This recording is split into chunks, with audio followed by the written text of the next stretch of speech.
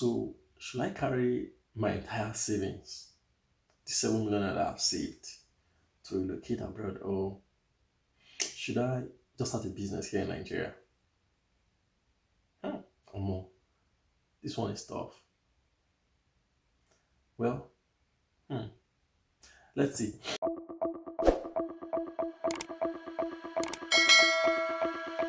Hello, guys. Welcome to Japa Decoded. In this video, and this is the channel where we share with you tips and hacks on how to relocate to different country, how to travel abroad, as well as how to thrive and navigate your way in the new country. Now, in this video, I'm going to be sharing with you whether I'm going to be sharing insights to help you decide whether you want to travel abroad or start a business in your home country. Now, a dear friend of mine sent me a question earlier as of today and said, and I mentioned that she's at the decision process and needs to know whether it's better to travel or to stay back. So I'm making this video hoping that it will help as many people as are in that place where you're still unsure and you're still trying to make a decision. So if that's you, sit back and let's dive into the facts, into the details. But first of all, before we even proceed, I need you to know that you have to first be convinced before you travel, because not everybody should travel abroad. So there are some people who, for destiny, whatever reason, should stay back. Their own convictions, obviously. So if you are in that, if it's important that you clarify your convictions to know whether you're supposed to stay back or move, because there's a lot of people who are here and then they're asking themselves, who are traveled abroad, and they're asking themselves, what am I doing here? Why am I wasting my time here? Why am I wasting my life here? But for some of us, we know it's slightly different. We know that we have to absolutely make this move. So regardless of which, if you are still in that place where you're trying to make a decision right now, it's important that you pay attention to the things I'll share today. Okay, so whatever you need to do to clarify your convictions, do it. Take out time to pray. And if you, in fact, for those who those of us who are Christians, if you've prayed and prayed, the thing is, you must realize that the fact that it's still coming to mind means that there's something there for you that you may need to investigate, right? So it may just be information that's lacking that's making you not make the move yet. So hopefully I'll share a tip or two or one or two insights to help you today. So, but first of all, the first thing is you need to pray, verify, let it be on your own heart, that conviction, to know whether you need to make the move or just back where you are. So let's dive in. The question is, for the average person, for example, if you come from Nigeria or Ghana, 7 million is a lot of money. 7 million is a lot of money. So, and by the way, it takes way more than 7 million naira to relocate, guys.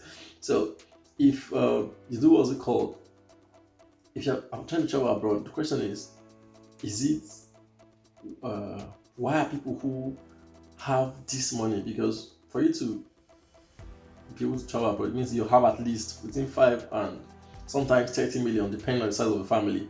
For an average family of 3, you need about 14 million naira to travel abroad. Well, yes, but you can do it for way less, but generally you need around 14 million naira to travel abroad. Now, but the question is, how do you make this move? How do you do these things? So here's the thing. First of all, why are people who are comfortable, people who are okay, taking their entire life savings, some of them are selling properties and investing it in relocation? There are different reasons for different people.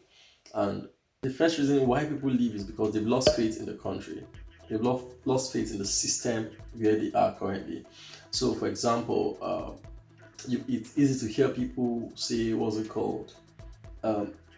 Especially those who are in the system again. I keep repeating those, especially those who have been in government, who have maybe civil servants or business people who have done business with government, and then they shake their head because they see the degree of rot in the system, and they just realize that it will take so much for system to be cleansed. So those people just know, okay, they just want to leave, they just want to get out. And when you talk to them, they're like, oh, they just want sanity, they just want peace of mind. They don't really, they're not really trying to, they're very comfortable in Nigeria, for those of them who live in Nigeria. But so they're not leaving because essentially they want more to make more money. No, they're leaving because they want peace of mind. They want to operate in a saner climate. They want to go somewhere where they believe that, okay, they can at least trust the system, right? So that's one. For a second group of people, why do they leave? Still those who are comfortable, who are affluent. Now, or not just affluent, sorry, but middle class and upper middle class. They're the people who live the most, right? For the affluent, most of them already have dual citizenship. Most of their kids already have dual citizenship. So it's for them, it's a matter of choice. Once you get to that affluent place, it's a matter of options, having options. So let's not go there. But for those people who are comfortable and are living, another reason why they leave is because the insecurity gets to them. Insecurity gets to them. So some people, they've been around and realized, for example, I know someone who kept having panic attacks for a prolonged period of time, panic attacks. And what was the why? Because of rumors of insecurity, noise. I mean, not long ago, some people had to take their kids out of school, and for these people, this is life threatening because they're helpless, literally. So they just know, okay, you know what? I need to live here to go to a system where everybody, anybody can be somebody, anybody can matter, anybody can at least be safe on average, even though we know there's no perfect system anywhere. But that's another group of people. Then a third reason why a lot of people leave is because they just want a different experience. I mean, they've lived all their lives in Nigeria for most people, some of them, and then they're like, you know what? Let me go try somewhere else. Let's go see somewhere else. Whether it's true or not, it's a different conversation. We've seen a lot of people who come into the UK and struggle at the beginning because the system is so organized, for example.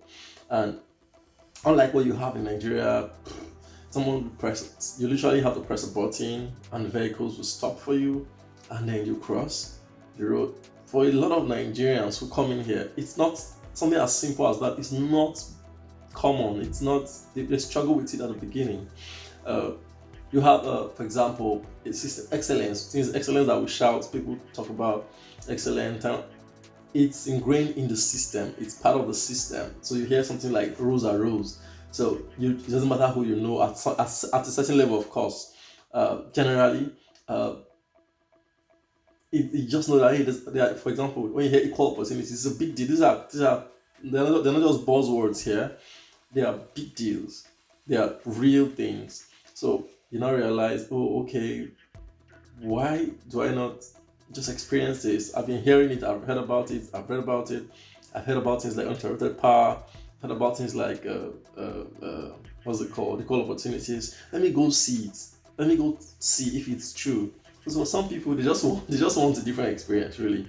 So to find out for themselves whether it's true, and then if it's not true, they'll go back. I mean, they still have their passports. So that's a third category. So the threat, insecurity, lack of faith in the system, and then for people who just want a different experience. And there are people who are legitimately looking for ways to or environments for their dreams to thrive. Yeah, they've tried everything, they've done everything in quotes, they've done as much as they believe they should, and then but things are not just playing out the way they expect, and they really want they don't want to give up on their dreams. They just want to try somewhere else. They want to go somewhere else. And sadly, if you look around here, whether in the UK, the US, or Canada, one of the things that are common is that you see commonly happen is you see a lot of black people who are thriving, who are doing really well. Whether in their political space, I mean, the last elections, when they were going to change the prime minister in the UK, you saw someone of Nigerian descent who was part of the people. I mean, you can't even. And back home, we're recycling the same old group of people. So it's for some people, they just want to find a different environment where their dreams can thrive, where they can even get the opportunity, where they can get the chance to do stuff, to live their dreams. So that's why they are leaving. That's a different group of people, right?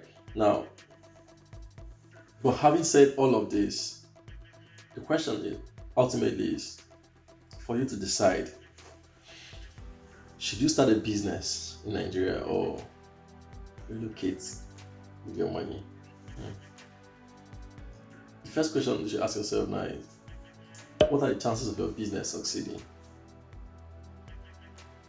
Of course, there are no guarantees anywhere, but if you do not see a clear pathway uh, that gives you an edge, besides the bottlenecks, besides the tax main issues, and I don't mean legitimate tax main issues, if you understand what I mean. Uh, if you have legitimate ways, if you can see a clear pathway for that to thrive, by all means, start the business. These things are not mutually exclusive, right? Uh, Now, but if you do not see that clear pathway and you see better opportunities for yourself outside of your environment, outside of Nigeria, you may also want to do the needful, right?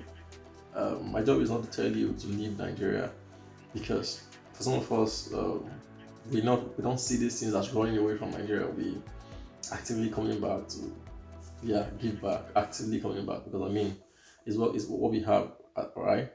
But you want to consciously ask yourself, what are the options on the table for me, right? What am I doing? Is this a better decision than this, given the prevailing circumstances? I hope I've been able to share one or two insights with you. So these are the reasons why people are leaving for you. So if they are not factors for you, then you don't need to leave. If you prayed and then you're not convinced, you don't need to leave. If you see a clear pathway to rise, to rise, but both economically and otherwise, or in yourself, by yourself, right where you are, you don't need to leave. Why are you leaving? So let these things guide you, right? Let these be the things that you think about and that influences your decision making process. So that's it, guys. Remember, if you have any specific questions that I have not touched, ask in the comment section and I'll jump on and answer. If you're watching this video from abroad, please share with me. Why did you leave? Why did you have to leave Nigeria? Share so that we know if it's not covered in this video. All right. So that's it, guys. Cheers. Bye bye.